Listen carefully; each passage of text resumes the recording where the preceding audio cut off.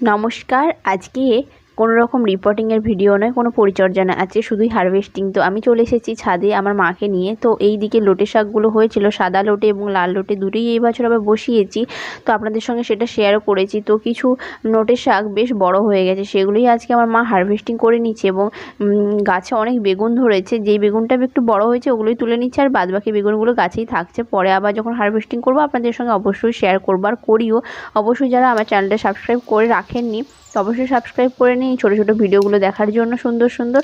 আর এইদিকে কয়েকটা বেগুন এই গাছ ওই গাছ করে বেশ আছে, আর এই গাছগুলো অনেক পুরনো হয়ে গেছে, এগুলোতে আর তেমন ফলন হচ্ছে না, এগুলোকে আমি তুলে ফেলবো, আগের বছরের গাছ। আর এইদিকে দেখুন দুটো করলা বেশ বড়ই হয়ে গেছে, আপনাদেরকে আগের ভিডিওতে আমি দেখিয়েছিলাম যখন হ্যান্ড পলিনেশন করেছিলাম।